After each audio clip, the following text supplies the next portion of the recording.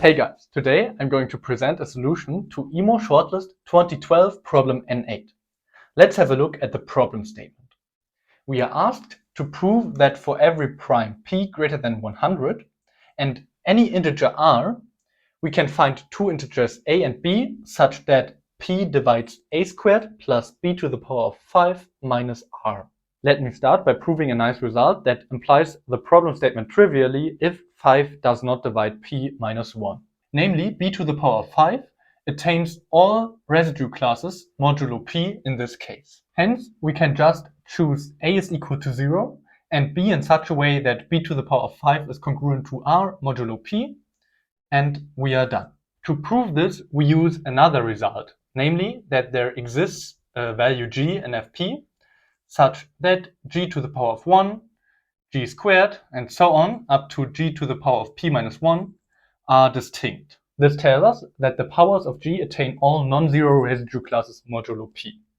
We call g a primitive root modulo p, and you can find a proof for its existence on our wiki, which is linked in the video description. Since 5 does not divide p minus 1, we know that the residue classes 1, 2, up to p minus 1 are the same as the residue classes 5 times 1, 5 times 2, up to 5 times p minus 1 modulo p minus 1. Fermat's little theorem tells us that g to the power of p minus 1 is 1 modulo p, and so this congruence tells us that g to the power of 1, g squared, up to g to the power of p minus 1 is equal to g to the power of 5 times 1, g to the power of 5 times 2, up to g to the power of 5 times p minus 1 in fp. Since g is a primitive root, this set of powers of g is equal to fp minus 0. The right side is a set of fifth powers modulo p, and therefore every non-zero number is a fifth power modulo p. Moreover, 0 to the power of 5 is equal to 0, and therefore we have proven that b to the power of 5 attains all values in fp. The same argument also tells us a lot about the distribution of b to the power of 5 modulo p if 5 divides p minus 1. Here, b to the power of 5 attains exactly p minus 1 divided by 5 non-zero values in fp, each exactly 5 times. The reason is that if 5 divides p minus 1, then in this step, if we multiply all of those numbers by 5 modulo p minus 1, then the numbers a plus p minus 1 over 5, a plus 2 times p minus 1 over 5, and so on, all get mapped to the same number. Let's now solve the problem in the harder case, where 5 divides p minus 1, and thus b to the power of 5 only attains about a fifth of all residue classes. Note that if a squared plus b to the power of 5 is equal to r in fp, then we also get another equation, namely a times q to the power of 5 all squared plus b times q squared all to the power of 5 is equal to r times q to the power of 10 modulo p.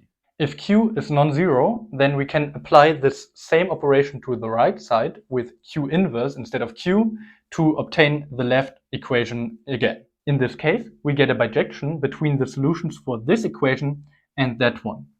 This tells us that if we define nr to be the number of solutions to this equation, then nr is equal to nq to the power of 10 r for q in fp minus 0.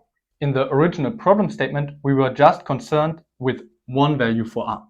Namely, the problem statement was to prove in our new notation that nr is always greater than 0. We already know something about the combined size of the nr. Namely, if we define e to be the average value of nr, then e is equal to 1 over p times the sum of all r in fp of nr. Every pair a, b in fp is counted in exactly one summand, and so this sum is equal to p squared, and in total the expectation e is equal to p. Now we want to show that nr is never completely 0. We already know that on average nr is quite large, namely p. Now we can use this equality as our second ingredient. Maybe you can see for yourself that since p is an odd prime such that 5 divides p minus 1, that q to the power of 10 attains p minus 1 over 10 non-zero values modulo p. In this way, we immediately get, for any fixed r, p minus 1 over 10 values r prime with an equal value nr prime. Therefore, nr falls into one of only 10 plus 1 buckets, where the last bucket is just containing one element, namely n0. So if we had a non-zero r with nr equal to 0, then not only would it deviate a lot from the expectation, but so would all of the other r prime in the same bucket. In this case, the variance of the nr over all possible values of r would be quite high.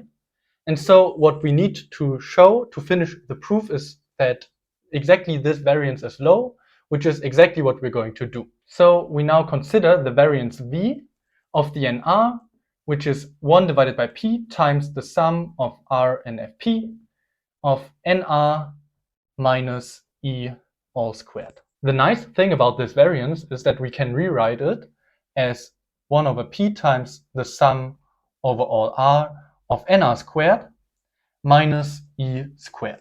You can convince yourself of this equality as a small, nice exercise. In conclusion, all that is left is evaluating the sum of nr squared.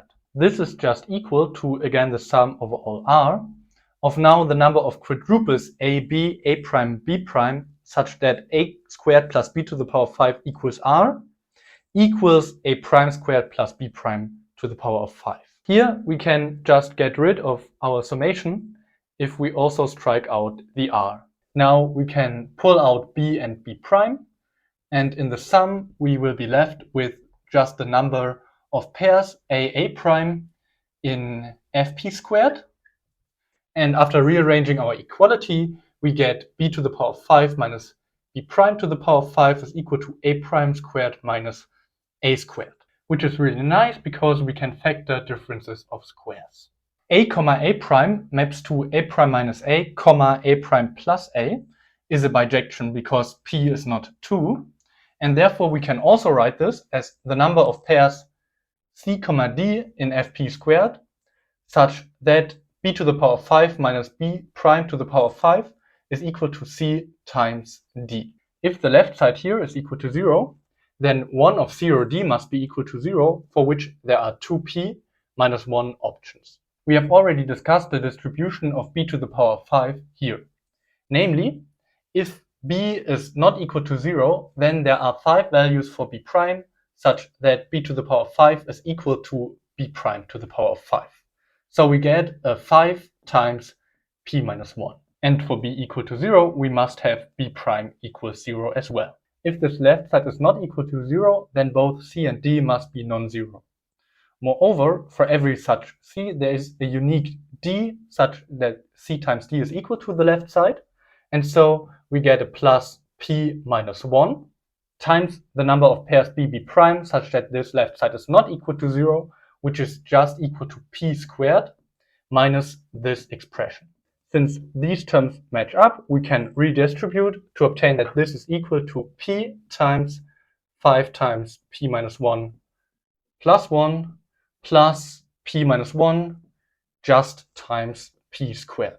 This is equal to p times p squared plus 5p minus p plus 4p minus 5 plus 1. Hence, we obtain that v must be equal to p squared plus 4p minus 4 minus p squared, which is equal to 4p minus 1. Let's now bring all of this together to finish our proof. We assume that nr is equal to 0 for some r. Since p divides 0 squared plus 0 to the power of 5 minus 0, we conclude that r is not equal to 0 in fp. Hence, we have not just found one value for r with nr equal to 0, but the same is true for at least p minus 1 over 10 possible values r prime in fp. This implies that we have at least p minus 1 over 10 summands equal to p squared in this representation for v, and therefore v is greater than or equal to 1 over p times p minus 1 over 10 p squared. On the other hand, v is equal to 4 times p minus 1. After rearranging all of this, we can conclude that p is less than or equal to 4 times 10, which is 40, a contradiction to our assumption that p is greater than 100, and therefore our assumption was wrong, and we are done.